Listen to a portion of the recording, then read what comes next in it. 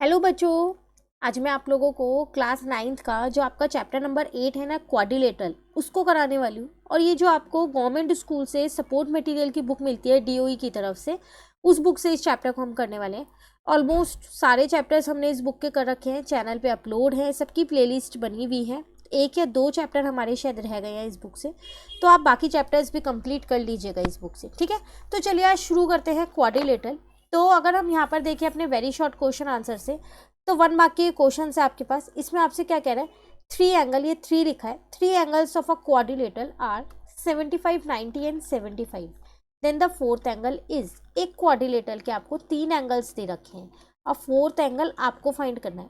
आपको पता है कि क्वाड्रिलेटरल के चारों एंगल्स का सम कितना होता है, 360 डिग्री, है ना।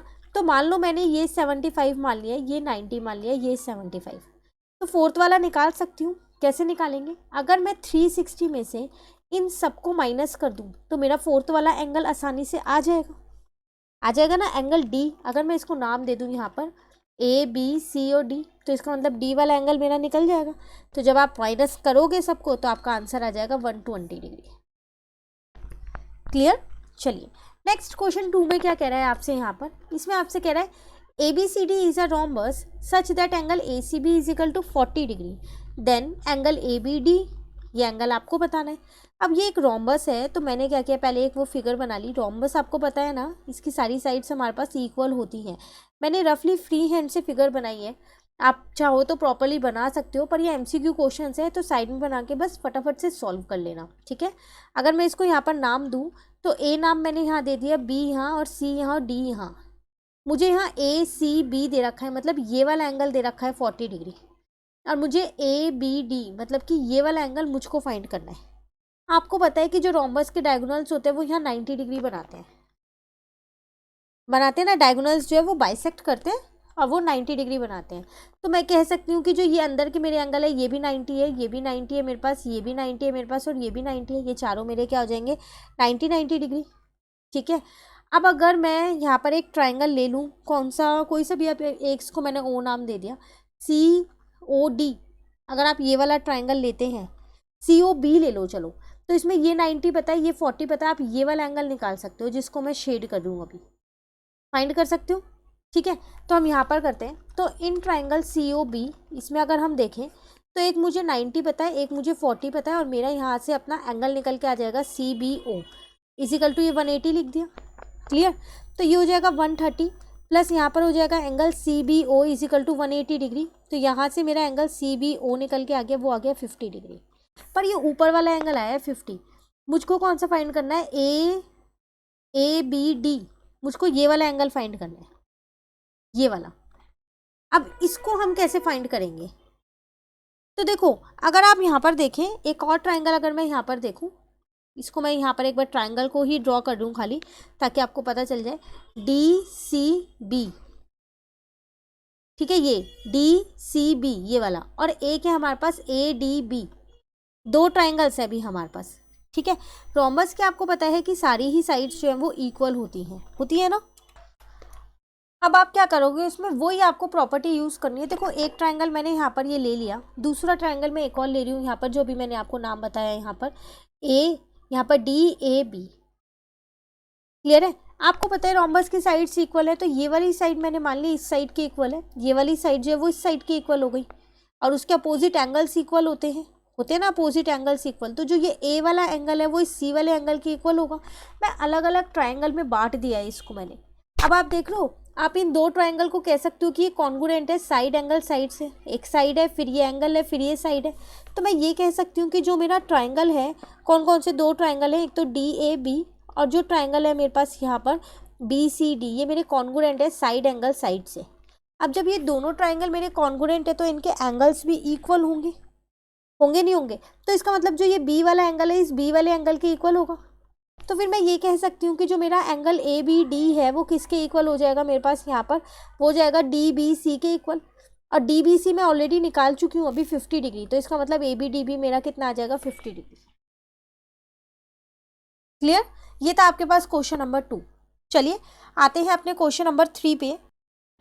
क्वेश्चन हमारे पास यहाँ पर है, आपसे कह रहे हैं यहाँ पर the bisectors of a angle of parallelogram enclose. Parallelogram के जो एंगल्स अगर उसका बाइसेक्टर बनाए तो कौन सी फिगर ऑब्टेन होगी। ये आपके पास एनसीईआरटी में एक एग्जांपल भी है। तो कौन सी फिगर ऑब्टेन होती है, रेक्टेंगल की। तो अगर आप इसमें देखें तो एनसीईआरटी के एग्जांपल में पूरी एक्सप्लेनेशन दे रखी है और काफ़ी इंपॉर्टेंट क्वेश्चन भी है, तो आप इसे बिल्कुल अच्छे से वहाँ से कर लीजिएगा। ठीक है, एनसीईआरटी करवा रखी है, आप वहाँ से इसको करिएगा। फिगर अगर मैं आपको बताऊंगी इसकी कैसे बनेगी, तो कुछ ऐसी फिगर इसकी बनेगी। जैसे मैंने यहाँ पर एक पैरेललोग्राम बना दिया। ये मुझे पता है कि वो जो एंगल्स हैं इनका बाइसेक्टर बनाना है। मैंने माना कि इसका बाइसेक्टर मैंने यहाँ पर ऐसे बना दिया। ठीक है, उसके बाद अगर हम यहाँ पर देखें बाकी एंगल्स का भी बाइसेक्टर बनाना पड़ेगा। तो ये इसका बाइसेक्टर ये रहा, इसका बाइसेक्टर मैंने यहाँ बना दिया। ठीक है, देन उसके बाद ये इसका बाइसेक्टर बना दिया मैंने और ये इसका बाइसेक्टर बना दिया। तो जो ये वाली फिगर है ना, बीच वाली ये फिगर, ये होती है रेक्टेंगल ऑब्टेन होती है। क्लियर है। चलिए नेक्स्ट में आपसे क्या कह रहा है, कह रहे the figure obtain by joining the mid points of the side of quadrilateral taken in order. कह रहे वो कौन सी फिगर ऑब्टेन होगी, अगर आपके पास एक क्वाड्रिलेटरल है, इसके मिड पॉइंट्स जो ये है, मान लो ये मिड पॉइंट्स है, इससे जो ये फिगर बनी है ये कौन सी फिगर होगी, तो ये हमारे पास होती है पैरेललोग्राम। क्लियर।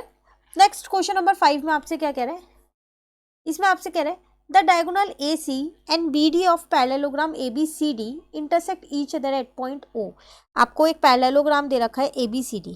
ठीक है, उसके बाद आपसे कह रहा है उसके जो डायगोनल्स हैं AC और BD वो कहाँ इंटरसेक्ट हो रहे हैं, आपके पास एक O पॉइंट पे इंटरसेक्ट हो रहे हैं। उसके आगे आपसे क्या कह रहा है, if DAC is equal to 32 degree and angle AOB is equal to 70 degree then find angle DBC। तो DBC एंगल आपको फाइंड करना है। पहले हम ऐसा करते हैं, एक फिगर को ड्रॉ कर लेते हैं। तो मैंने क्या किया, यहाँ पर एक वो पैरेललोग्राम बना लिया जिसकी ये बात कर रहा था। इसको नाम भी दे दिया मैंने यहाँ पर ABCD, क्योंकि आपको क्वेश्चन में गिवन है। इसके डायगोनल्स O पॉइंट पे इंटरसेक्ट हो रहे हैं, वो भी मैंने यहाँ पर ड्रॉ कर दिया। ये मैंने अपना O पॉइंट ले लिया। अब कह रहा है मेरे से DAC, ये वाला एंगल मुझे दे रखा है कितना, 32। उसके बाद एक और एंगल दे रखा है ये वाला एंगल कितना दे रखा है मुझे, 70 डिग्री। फाइंड मुझसे क्या कह रहा है, DBC, ये वाला एंगल मुझको फाइंड करना है।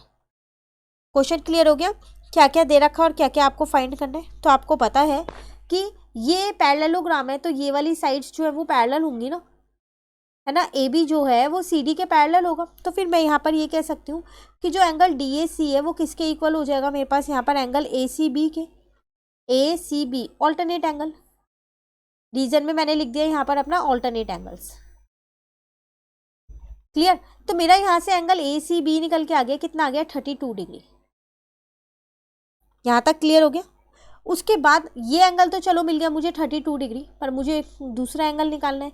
अगर मुझे ये वाला एंगल और मिल जाए तो आसान हो जाएगा ये वाला एंगल निकालना मेरे लिए। अब ये आप देख लो लीनियर पेयर बना रहे हैं, तो फिर मैं यहाँ पर ये कह सकती हूँ कि जो मेरा एंगल AOB है प्लस जो एंगल मेरा BOC है, ये दोनों मिलके मेरा लीनियर पेयर बना रहे हैं, तो ये 180 डिग्री होगा। ठीक है, ये मुझको 70 डिग्री दे रखा है, ये मैंने BOC अपना ऐसे ही रहने दिया यहाँ पर, इस इक्वल्स टू में 180 डिग्री। तो यहाँ से मेरा BOC निकल के आ गया, कितना आ गया, 110 डिग्री आ गया। क्लियर है। अब अगर मैं ट्राइंगल की बात करूँ तो इन ट्राइंगल BOC में लगाऊँ तो मेरे तीनों एंगल्स का सम कितना होगा, 180। तो 32 प्लस यहाँ पर आ जाएगा 110 प्लस यहाँ पर आ जाएगा एंगल DBC। ठीक है, इस इक्वल्स टू में आ जाएगा मेरे पास 180 डिग्री।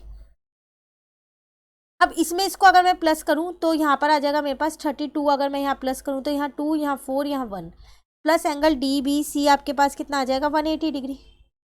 ठीक है ना। अब हम क्या करते हैं, माइनस कर दो। तो DBC इज इक्वल्स टू में 180 माइनस का 142 डिग्री। तो यहाँ पर 8 आ जाएगा, 7 में से 3, 38 डिग्री मेरा आंसर। ये है मेरा आंसर। क्लियर। ये था क्वेश्चन नंबर 5। तो आज हम इस चैप्टर के सिर्फ 5 क्वेश्चंस करेंगे। क्वेश्चन नंबर 1 to 5 हमने यहाँ पर कंप्लीट कर लिए। कहीं भी डाउट लगे पूछ लेना। अभी तो चैप्टर स्टार्ट किया है, इस बुक में अभी काफ़ी सारे क्वेश्चंस हैं। आगे के क्वेश्चंस नेक्स्ट क्लास में करेंगे। वीडियो अच्छी लगी तो इसको लाइक ज़रूर कीजिएगा और ज़्यादा से ज़्यादा फ्रेंड्स के साथ शेयर कीजिएगा ताकि उनकी भी इन क्वेश्चन की रिवीजन हो जाए। और अगर अभी तक आपने चैनल को सब्सक्राइब नहीं कर रखा है तो चैनल को भी सब्सक्राइब कर लीजिएगा।